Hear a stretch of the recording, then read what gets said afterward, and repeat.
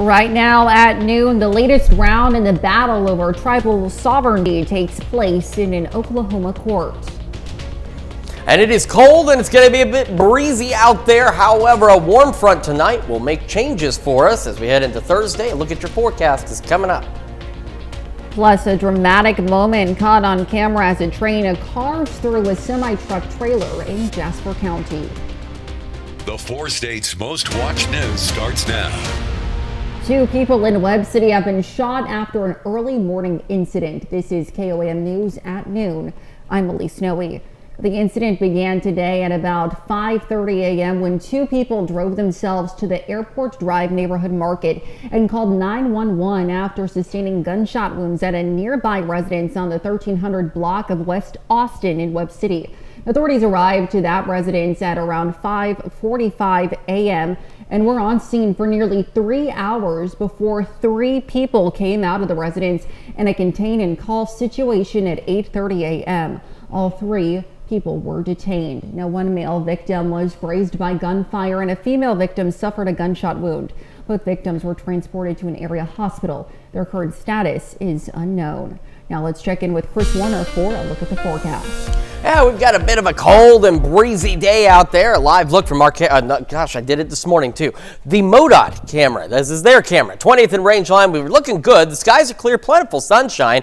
Like we discussed this morning, it didn't feel all that fantastic out there again, unless you just really like the cold. Great view from our camera downtown Pittsburgh. Clear skies overhead. We started yesterday at 28, so just a little below normal. Only made it to 43, so well below normal. We've got another below normal day for us today. Then we're going to go back above normal. We're sitting at 39 in Joplin, 37 in Pittsburgh, and across the region, temperatures upper 30s and low 40s. So we are on track right where we're supposed to be for the noon hour out there. But with the breeze, we still have those wind chills. Some of us still feels like it's the upper 20s. Others feels like it's the low to mid 30s. So a bit of a nip to the air. Now it's going to remain cold as we head through the evening and get colder again tonight, falling back eventually to low 30s by 11. We'll start to see a few clouds here and there, and then we have that warm front coming through overnight tonight, and that's going to start to shake things up for us. We'll have the details on that in the full forecast here in just a few more minutes. Elise? All right, thanks, Chris. An Oklahoma appeals court ruling sparks outrage from Native American tribes. Now, the ruling states that the city of Tulsa has criminal jurisdiction over non-member Indigenous defendants for offenses committed within eastern Oklahoma in Indian Territory. KOAM's Melissa Alexis spoke to members from the Quapaw Nation about the decision's implications on tribal sovereignty. Not another county, not another state.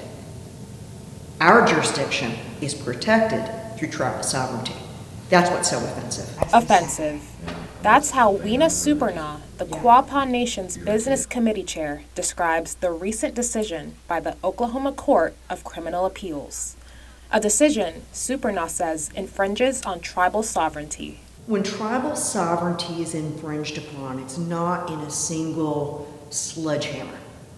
It's death by 100 cuts. And when you allow one of those cuts to take place, eventually, if there are enough of those, you bleed. The court decided the city of Tulsa has criminal jurisdiction over an Osage citizen who committed a crime in 2021 on the Muskogee Nation's reservation. So there was a difference of view in terms of should that be within the jurisdiction of the Muskogee Creek law enforcement and their courts, or should it be city of Tulsa? Quapaw says the ruling underscores tensions between federal, state, and tribal authorities regarding jurisdiction in Indian country. It's confusing, and the state is causing the confusion in the city of Tulsa. This particular case took place in the Muskogee Creek Reservation. But if it took place in the Quapaw Reservation, that court is basically saying that our court and our marshals do not have jurisdiction over non-Quapaw citizens, that our laws only apply to Quapaw citizens. And no, that is not the case. One of the concerns is that the ruling is a demonstration in how tribal jurisdiction can be superseded by state jurisdiction. Supernaw highlights that tribal nations should be able to carry out necessary processes as a self-governed body. We have the ability to perform these really critical services and activities We have the muscle memory to do that. We just want everybody to respect that sovereignty. Reporting in Quapaw, Melissa Alexis, KOAM News. Now, SuperNaw hopes the decision will be reconsidered. And yesterday, the Joplin Regional Community Foundation awarded more than $24,000 in grant money to 16 local agencies. The event took place at the Joplin Area Chamber of Commerce, and representatives from each of the recipient organizations had the opportunity to discuss their missions and share their plans for the upcoming year. To provide blankets and coats, winter coats, to refugees who are new to the United States. A lot of our refugees come from countries where it's not cold and they don't come with appropriate clothing or blankets or anything like that. You're not going to travel with that. So to be able to provide those fundamental needs when they arrive here is huge. Now, most recipients at the event supported low-income families. Well, 'tis the season to give and ring bells with the Salvation Army. Now in Joplin, each day before the bell ringers go out, the captains gather and do a morning devotional with prayer and readings. Now they take this time to go over locations, tips, and say a prayer to get the spirits bright. Organizers emphasize the importance of the holiday spirit, and not just for giving back during the season, but for addressing struggles that continue to grow throughout the year. Into the spirit of what the season is for. When they're out there at the kettles, devotions, being able to be at the kettle and knowing they're helping raise funds to help those that are most vulnerable, that are in need throughout the season. All year long, food insecurity, rental assistance, there's a huge struggle all year long, and that struggle is going to be is growing year after year. The Joplin Salvation Army also offers a worship service every Sunday at 11 a.m. Well, another Toy Box partner this year is Abernathy Roofing and Construction in Joplin. The construction company also went on a shopping spree for this year's toy drive. And the goal for Abernathy wasn't just to grab toys, but to shop with a specific list of items for area families. This year we had specifics. We had a list of what these children wanted and needed for this holiday season. So we were all over the store this year, going from section to section to find those correct items that they. If you'd like more information on our Toy Box toy drive, such as how to donate and where to donate, just head over to our website. That's KOAMnewsnow.com. And as the holiday season approaches, drivers are decking their cars out with festive decorations, but safety should always come first on the road. Now, while it's okay to have non-lighted decorations, experts recommend turning off any lights while driving. It's okay to have decorations. They're not luminous or lighted, at least while you're operating on the highway, but if you're going to be on the road, it's probably better to turn them off. That way you're not distracting other drivers. Now in Kansas, there are specific guidelines for vehicle lighting. Headlights must be white or amber, and side turn signals should be amber, and rear lights can be red, amber, or white. Now additionally, when driving, only 4 headlights are allowed, and all decorations must be turned off for safety.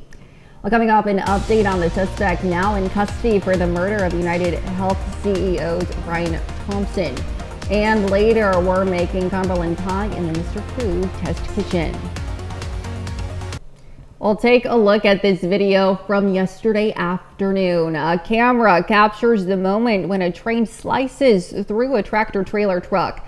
This was on Enterprise Road near the Joplin-Webb City line around 1:45 p.m. Fire departments from both jurisdictions responded, and remarkably, the truck driver is apparently unhurt. Now, the train engineer has what appears to be a minor shoulder injury. You can look for more information on our website, KOAMnewsnow.com.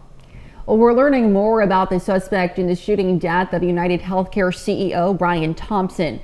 Bradley Blackburn has the latest from New York, where prosecutors want the suspect returned to face justice. Completely out of touch, and it's an insult to the intelligence of the American people. Murder suspect Luigi Mangione was agitated on his way into court Tuesday and subdued on his way out. The 26-year-old is fighting extradition to New York to face a murder charge in the shooting death of United Healthcare CEO Brian Thompson last week. We're going to fight this along the rules and with the constitutional protections that my client has. Mangione's attorney says he hasn't seen anything proving his client's guilt. I need to see evidence. We're entitled to see that, and we need to see that. Police in Altoona, Pennsylvania said they knew immediately they had their suspect when they were called to a McDonald's where Mangione was eating. Police say the 26-year-old was arrested with a 3D printed gun, silencer, and a handwritten 3-page note, reading in part, "These parasites simply had it coming." He explained his reasons for doing what he did, which in his mind was precisely to deplore the state of healthcare in the United States. He certainly was trying to justify what he was doing. Mangione had complained about a back injury on social media. I do know that he was suffering from a spinal misalignment that had been ongoing for quite some time. I just feel heartbroken, somebody that I loved and cared about, that could have done something so hideous. The formal process to extradite Mangione could take weeks. Bradley Blackburn, CBS News, New York. Well, still to come on KOAM News at noon, Mr. Food. What's the difference between shepherd's pie, cottage pie, and Cumberland pie? We've got the answer coming up next. And we've got a warm front rolling through tonight. Still a cold night ahead of us, but warmer weather on the way. Look at that forecast when we come back. Welcome back to the KOAM News at noon. So it is cold and it is a bit breezy out there. Every so often we'll see our camera downtown Pittsburgh shaking around, but the skies are clear, the sun is shining, and you can see that full screen with our camera from downtown Pittsburgh. And there it is. See, no clouds. We're looking pretty good. Looks like I said, temperatures don't feel so great. A little bit on the cold side right now. So for the rest of the afternoon, again, it's going to be a bit on the cold side across the area. Skies will remain clear while those gusty northwest winds, just got to deal with that. Now, here's the thing. Overnight tonight, cold front.